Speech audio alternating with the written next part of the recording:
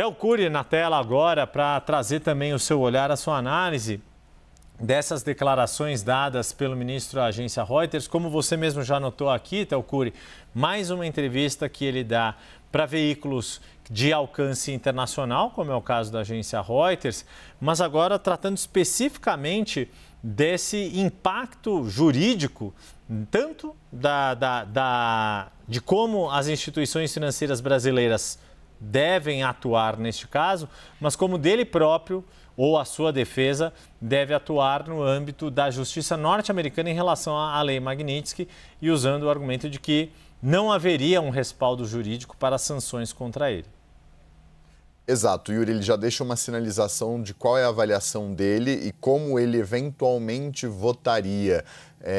naquela ação que justamente questiona a sanção da Magnitsky contra ele, que está no gabinete do Cristiano Zanin, e qual que é a posição dele, que provavelmente é compartilhada por outros ministros do Supremo no que diz respeito à atuação dos bancos que atuam aqui no Brasil diante da aplicação dessa lei contra o ministro Alexandre de Moraes. Então,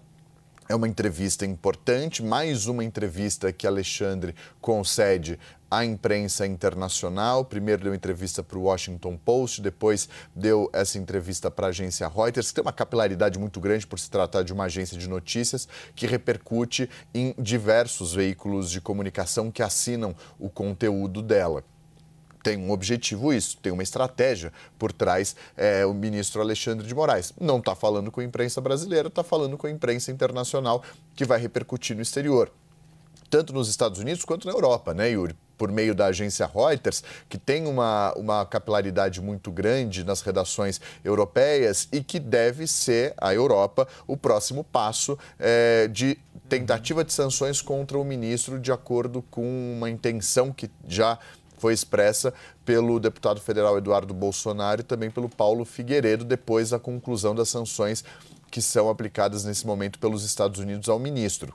Ao mesmo tempo, ele concede essa entrevista dando o posicionamento dele com relação ao que os bancos podem ou não fazer, ou que os bancos podem ou não sofrer de retaliação diante do cumprimento dessa lei norte-americana. O ministro também nessa entrevista à agência Reuters, diz qual que foi o posicionamento dele, de aguardar para não judicializar, poderia já ter acionado, como você